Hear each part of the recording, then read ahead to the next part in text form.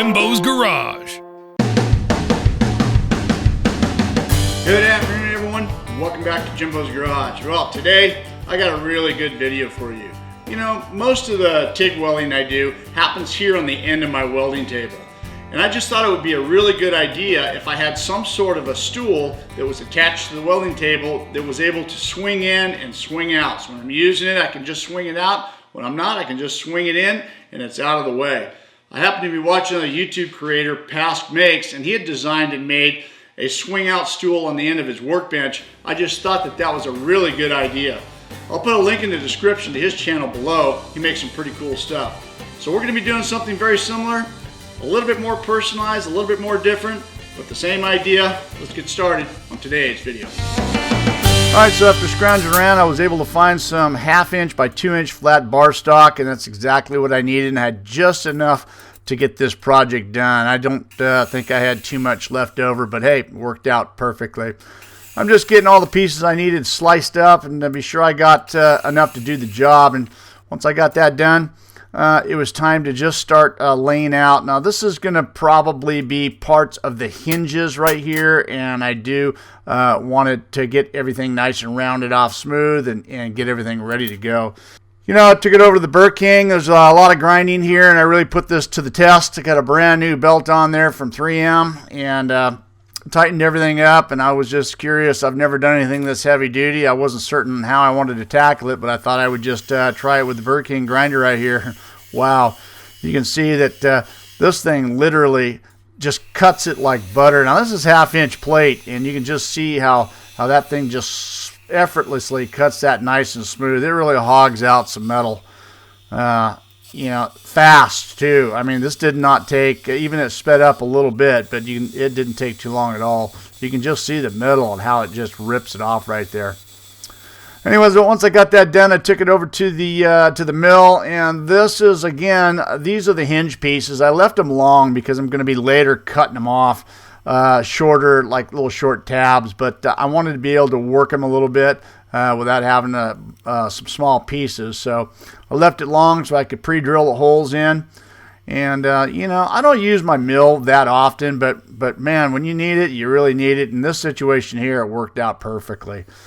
I got everything drilled out, and I just took an oversized drill I just happened to have right there in the drawer. It was quick and easy. I put it on there and just did a little countersink right there to remove the chips. I did that on both sides.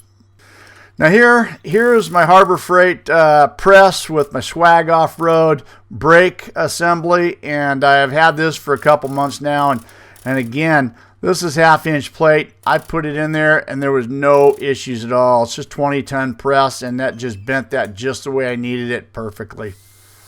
I had to do a little bit of trimming. There are a lot of funny angles and stuff on there, so we got the Walter zip cutter right here.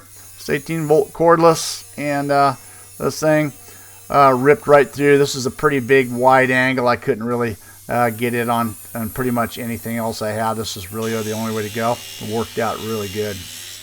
Again, now we're cutting up some different material. You know, this is probably for the seat, and I'm just getting everything cut. You know, I want to have everything cut, pieced together, so I can pre-assemble it before welding it, and I just want to be sure everything's going to fit and everything is going to work. Here I am on my porta-band. Like I said, there's all kinds of different ways of cutting things, and you know, you use what you can. Again, this is a bigger angle than what I could have cut off with the cutoff saw, but worked out perfect. It's nice to have the tools available for you. Everything is shaping up. Everything is dry fit, pieced together. It looks like it's going to work really good. So now I'm just going to start tacking everything into place. You can see I don't have the hinge assembly done yet. I'm just getting the main bracket itself put together. You know, and I took a lot of time with this, and I just wanted to be sure that everything was going to be square and wasn't going to move and was going to work. And I put a little thought into this. This is a little personalized deal here that I wanted to do, and I wasn't certain how I was going to do it, but a little bit of thinking, and this is what I come up with right here. Operating off the HTP MiG 2400 here, and I've cranked this thing up to its max. This is 1/2 inch plate, and it just got some really good welds and good penetration right here. And even after all that heat, everything still stayed nice and square. Here are the tabs for the seat. I'm putting those on, and then I'm glad I just tacked them because wrong side of the line. I quickly cut off the 2 little tacks I had right there. Got them welded on the right side of the line. You know, sometimes you get ahead of yourself. I'm just glad I caught that mistake before I was too far in. I just finished welding those things out right there. Now I wanted to take the grinder and I wanted to grind some of it clean, especially here where the seat goes. And you know, I just ground off those welds and just cleaned up the BBs off of some of the other exposed ones, inside and out, all the way around. I wanted it nice and smooth as I could get it. And you know what? It turned out really good. It was a nice clean job to this point right here. All right, so here's the hinges now. I'm going to cut these the tabs off now that I got them all pre-drilled, and it'll be a little bit easier to work with. And I just took them over to the cutoff saw and just ripped them right down. Man, you can see, you know, this look at this 1/2-inch plate, and it just cuts the stuff like butter, perfectly clean. This is a piece of a 1/2-inch cold roll. I was using this as the template all along here, and once I got everything all tacked into place, I double checked it both sides. I kept checking to see that was going to stay, nothing was warping. And then I welded one side at a time. I took my time. I know this is fast motion, but this is actually some time in between this. I did not want this thing to warp. And once I knew it wasn't going to warp, okay, shove that rod through. Be sure everything swings. Everything so far so good. All right, so I'm going to cut this thing down now and actually thread it on both sides. So I just marked it up right here. Took it over to the porta-bound. You know, one thing about cutting round tube like this or a round bar stock, you definitely want to put it in some sort of a vise or bad things are going to happen, trust me. So this is just a 1/2-inch die, and I'm just running it in about 1.5 inches on each side. That's plenty, more than enough thread for what I'm going to use it for. I was sure I had plenty of there when I marked it.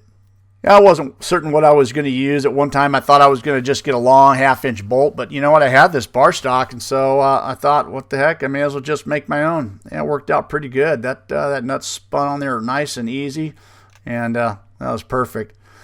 You know, there's all kinds of different ways, and trying to figure out how I'm going to mount a seat here, but I know that I'm going to drill 4 holes in there, and I still at this point wasn't certain of what type of fasteners I was going to use.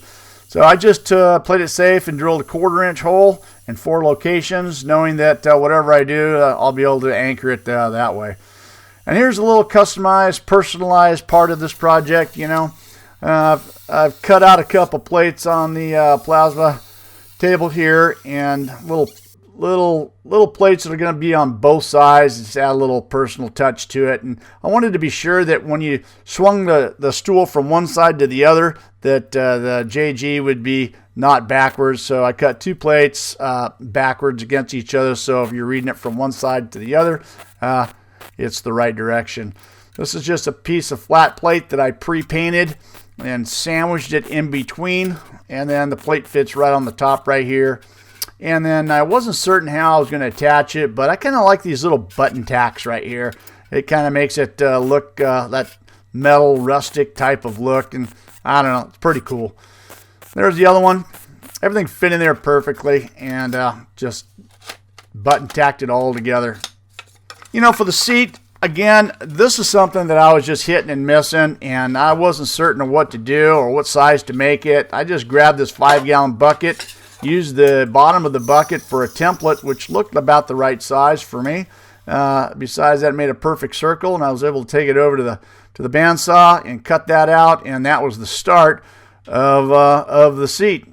And I had this aluminum diamond plate scrap left over, and I thought, well, maybe that'd be interesting to make for a cover for the top of this thing. Now I'm just going along here hoping this is all going to work, you know, and so I have this template right here, the wood template, and I marked it onto the diamond plate. I cut it a little bit proud. At this point, I knew I was going to make some sort of a band around the outside that was going to slip over top of the wood, so that's exactly what I did right here. Now, I had some 3/16 by 3/4 aluminum flat bar stock. I was hoping for some 1/8 inch. Just 3/16 is a little bit hard to work with. But I was able to get it in my vise and create somewhat of a circle, and a little bit of work and manipulation, I was able to get it around there. And I think this is, you know, I was hoping for some 1/8. I didn't have it. 3/16 is good, and I'm glad it actually was 3/16. It provided a nice thick edge to actually TIG weld later. You can see that that fits on there pretty good. Not perfect, but pretty good. Good enough anyways. Clamped it, tightened it up a little bit, and then I was able to TIG weld the joint closed. You can see I'm working off my stool. That's going to be gone pretty soon. All right, so I took the wood out and then put the plate on the top right here, and then just blast tacked about every 3 inches all the way around to be sure the plate stayed in position. And then once I got it all tacked into position, I went ahead and welded that out all the way around, and you know, blended that in really nice. That turned out pretty good, by the way.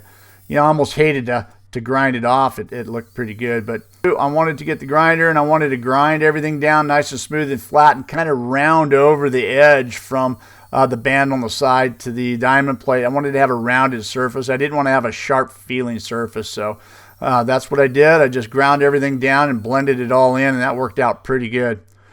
And for putting the plywood in, pretty simple procedure here. Obviously, I didn't want to drive any screws down through the top, so I went in through the side of the band and just put, you know, 5 or 6 holes in there, a little countersink on it, and then just drove some screws into the side, and that held the wood into place really nice. All right, so now it's time to get it assembled onto the slide out stool itself. I just centered it up on the holes, and this is where I'm using I found 3 1/4-inch lag screws.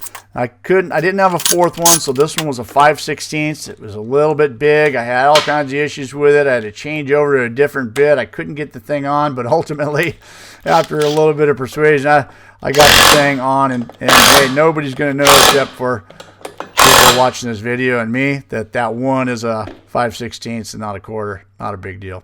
There it is, a finished product before I got it installed, and there's the stool that I had before. That thing is going to be gone. I don't need that in the way of all clamp leads and the torch leads and the foot pedal leads and all that stuff. It's going to be nice and clean now. And you can see I just clamped it right to the 2.5-inch square tube I had on my welding table. Perfect location. Slides in and out, gets out of the way, works absolutely perfect. This is really, you know, I've built a lot of projects, and some are better than others, and I got to say this is probably one of the better ones that I've done, or the most functional ones rather. This is really going to be good use here in the shop, at least for me. Might not be for everybody, but this is going to work out perfect. All right, there it is. I'm using it for the first time, sitting down, perfect height. You know, I'm able to do what I do right on the end of my welding table right here. And I got to say, that was a great project. Turned out really good. When you're done, just slide it out of the way. I hope you guys enjoyed the video. Thanks for watching. Don't forget to check out my website at JIMBO'Sgarage.com. Thanks for watching.